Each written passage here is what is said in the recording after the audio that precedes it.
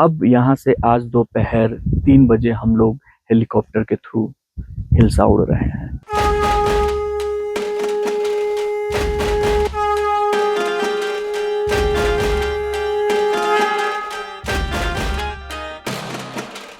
कैलाश यात्रा के दौरान सिमिकोट में हमें 2 दिन रुकना पड़ा। तीसरे दिन हम सिमिकोट से हिल्सा के लिए निकल गए।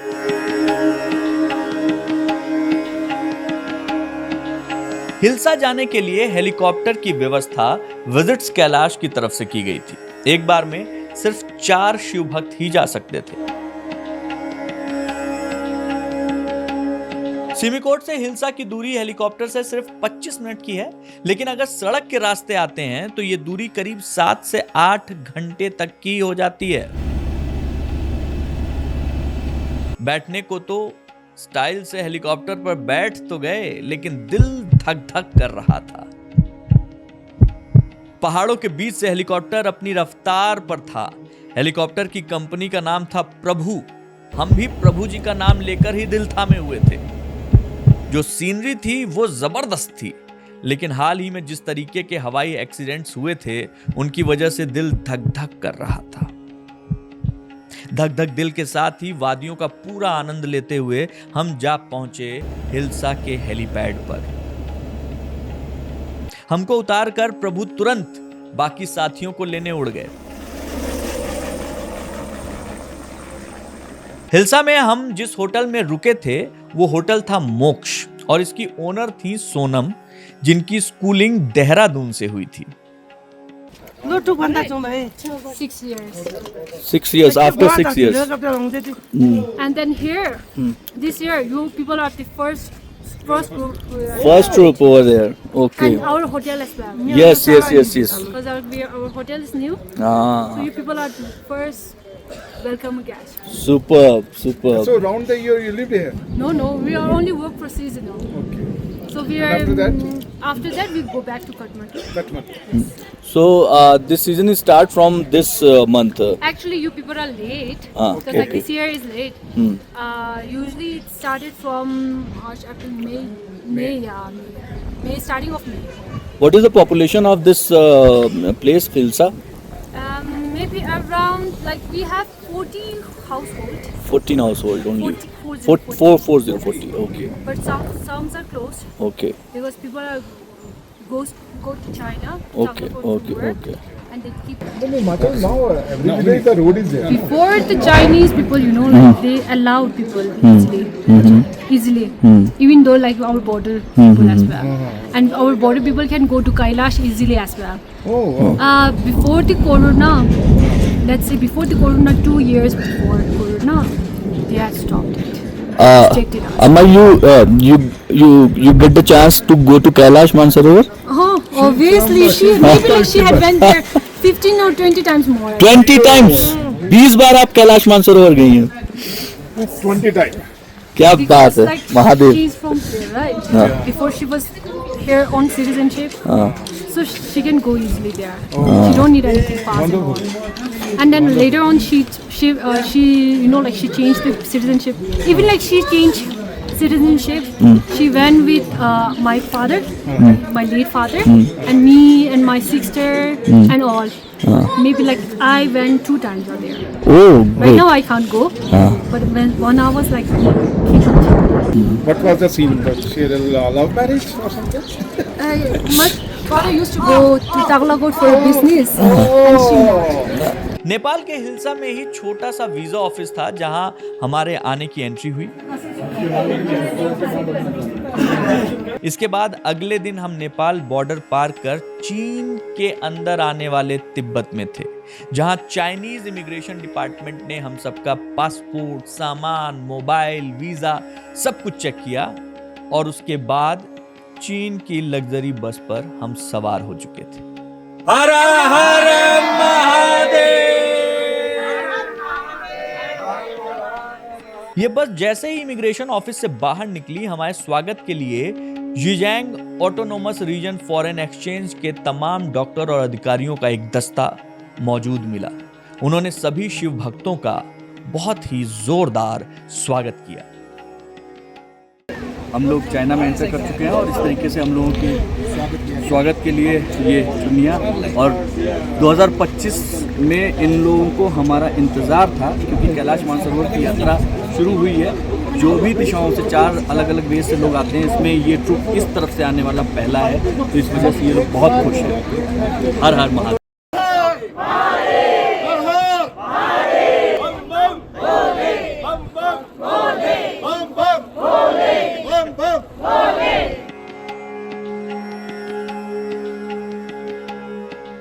इस स्वागत के बाद हमारी बस निकल चुकी अपने अगले डेस्टिनेशन तकलाकोट, जिसे अब पुरंग भी कहा जाता है, वहां के लिए।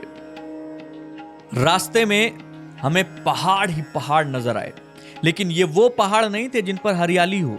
ये पहाड़ बिल्कुल खाली थे। खूबसूरती जैसे जैसे बढ़ रही थी, ठंड भी बढ़ती जा रही थी। रास्ते में हमें आबादी नहीं दिखी। तकलाकोट में हमें हमारे जैसे लोग दिखने शुरू हुए। यहां हमने सिर्फ 10 मिनट का समय बिताया और सीधे मानसरोवर झील की तरफ प्रस्थान कर गए। जैसे जैसे हम ऊंचाई की तरफ जा रहे थे, कभी ना भूल पाने वाले अविस्मरणीय दृश्यों को देखकर मन प्रसन्न हो रहा था।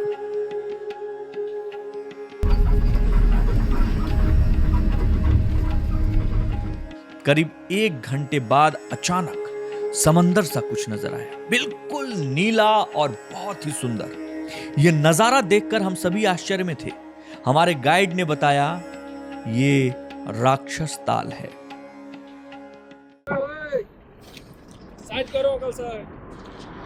ये तकलाकोट के बाद चलकर कैलाश मानसरोवर यात्रा में जो सबसे पहले हमारे लेफ्ट साइड में एक लेक आई है, ये राक्षस ताल है। इस राक्षस ताल के बीच में एक आइलैंड है।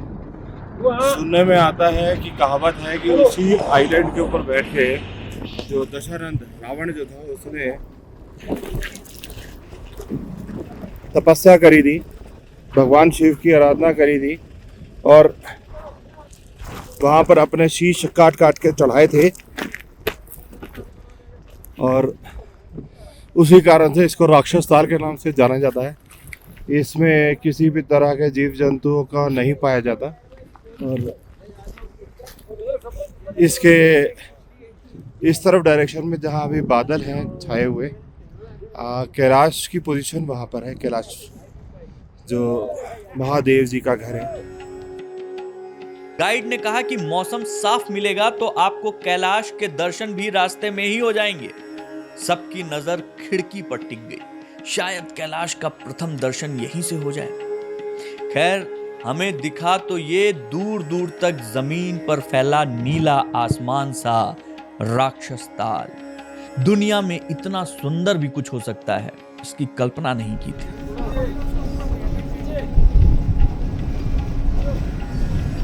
राक्षस ताल के गहरे नीले पानी के विस्तार के बाद बादलों ने एक अलग ही रहस्य लोक बसा रखा था। पूरे रास्ते दोनों एक दूसरे के साथ कुछ ऐसे जुड़े हुए थे कि एक पल जो दिखा, अगले पल में वो बिल्कुल गायब और कुछ नया मनोरम दिख रहा था। मान्यता यह है कि इसी के किनारे बैठकर रावण ने शिव की साधना की थी। कुछ विद्वानों जैसे एटकिंसन ने माना है कि पुराणों में वर्णित बिंदु सरोवर यही है। तिब्बती लोग इसे लोंगसो भी कहते हैं, जिसका अर्थ होता है काले देवों का सरोवर। हमने अपने चाइनीज ड्राइवर से गुजारिश की कि भैया थोड़ी देर बस रोक दीजिए, लेकिन वो अपने धुन में चले जा रहे थे।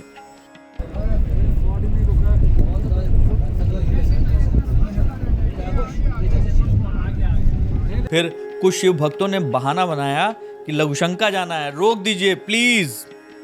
तब जाकर एक जगह 2 मिनट के लिए बस रुकी और जो ठंडी हवा, सुंदर मनोरम दृश्य मन में कैद हुआ, उस जिंदगी भर नहीं भूलूंगा। मानसरोवर अगर दिन का प्रतीक है तो राक्षस ताल रात का। योग विज्ञान के हिसाब से कहें तो राक्षस ताल इड़ा नाड़ी का प्रतीक है, तो मानसरोवर पिंगला। इन दोनों के सामंजस्य से ही सुषुम्ना नाड़ी की जागृति संभव है। एक बार मैं राक्षस ताल के जल को छूकर प्रणाम करना चाहता था, लेकिन दूर से ही प्रणाम करके लौटना पड़ा। पहले राक्षस ताल को भी पवित्र माना जाता था। स्कंद पुराण में कहा गया है कि तीर्थ यात्री राक्षस ताल में स्नान करने के बाद मानसरोवर की ओर जाते थे। तब राक्षस ताल की परिक्रमा भी होती थी।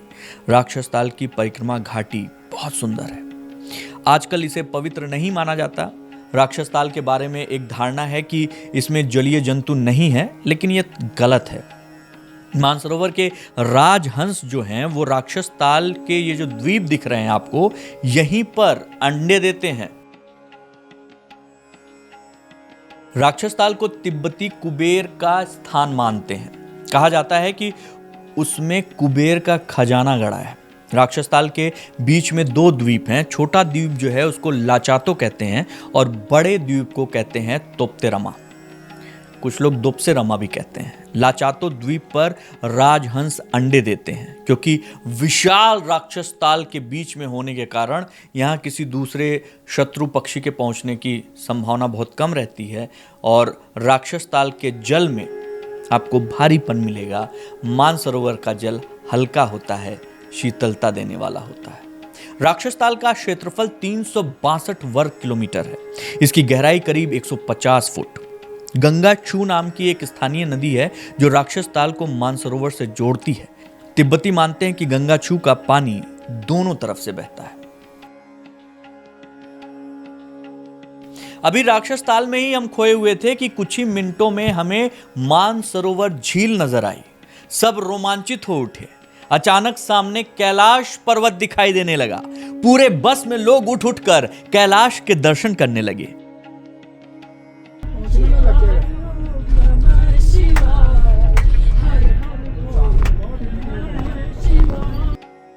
कैलाश और मानसरोवर के अद्भुत दर्शन करके आंखें नम हो गई। ये पहला मौका था जब कैलाश मानसरोवर का दर्शन हम सभी शिव भक्तों को मिल रहा था। मन कर रहा था कि बस एक बार बस रोक दो भाई, और अचानक बस रुक गई। जी हां, पेट्रोल पंप पर बस रुकी तो सभी ने आराम से कैलाश के प्रथम दर्शन किए और फिर बस से हम मानसरोवर झील की परिक्रमा करने लगे। राक्षस ताल का सौंदर्य चंचल था, हर क्षण बदलने वाला। मानसरोवर का सौंदर्य गहरा जल, शक्ति से ओतप्रोत, शांत, ऐसा लगा मानो साधना में लीन हो। मानसरोवर का जन्म ब्रह्मा के मानस से हुआ, इसीलिए उसे मानसरोवर कहते हैं। दोनों ही दर्शन अद्भुत रहे।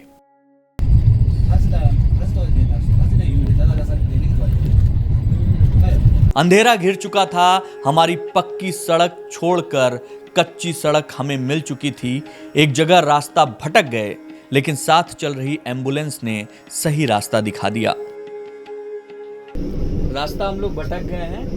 अभी हम लोग वापस मुड़ के अपने वहां तक जा रहे हैं। रात करीब 1 बजे हम सब अपने मानसरोवर के सामने गेस्ट हाउस में थे। शानदार गेस्ट हाउस, सभी कमरों में 3-3 लोगों के सोने की व्यवस्था। करीब 5 साल बाद हम इस जगह पहुंचने वाले पहले जत्थे में थे। सभी सुबह का इंतजार कर रहे थे, क्योंकि सूरज के आंख खुलते ही हमें मानसरोवर झील के अद्भुत दर्शन होने वाले थे। सुबह जो नजारा था वो मैं जीवन में कभी नहीं भूल सकता। मानसरोवर झील के उस पार कैलाश के दर्शन हो रहे थे। ऐसा लग रहा था मानो यही वो जगह है जहां आने के लिए देवता भी तरसते होंगे। पूरा शरीर रोमांचित था। हमारे ठीक सामने थी विशाल मीठे पानी की विश्व की सबसे ऊंचाई पर स्थित झील, जो हमारे कितने ही पौराणिक घटनाओं की साक्षी रही है। वाकई यहां सिद्ध आत्माएं आती होंगी, देवता आते होंगे, स्नान करके जाते होंगे। मानसरोवर झील में उतरने की मनाही थी।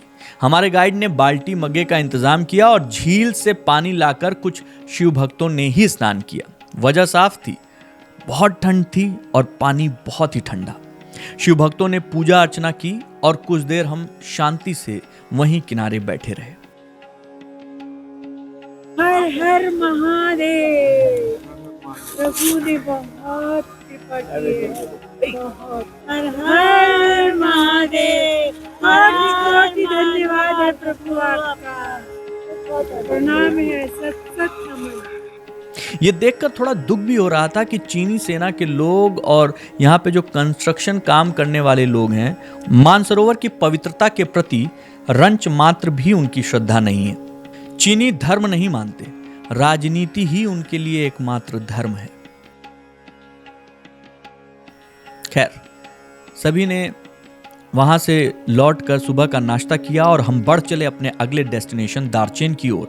रास्ते भर मेरी नजर कैलाश और मानसरोवर पर ही टिकी रही, जो मुझे सम्मोहित किए हुए था।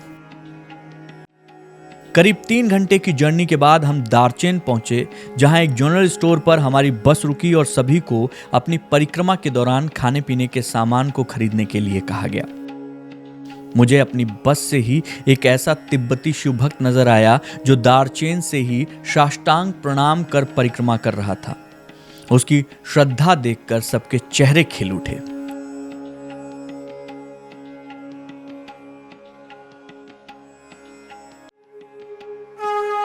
करीब 20 मिनट की यात्रा के बाद हम पहुंच चुके थे कैलाश की परिक्रमा, जहां से शुरू होती है वहां यमद्वार। हम लोग यात्रा के लिए पहला चक्कर लगाने के लिए तैयार हैं। अभी हम लोग यमद्वार की तरफ जा रहे हैं। यमद्वार के आगे हमें करीब 12 किलोमीटर आज पैदल चलना था। ये यात्रा हम पूरी करेंगे अपने अगले एपिसोड में। हर हर महादेव। महादेव।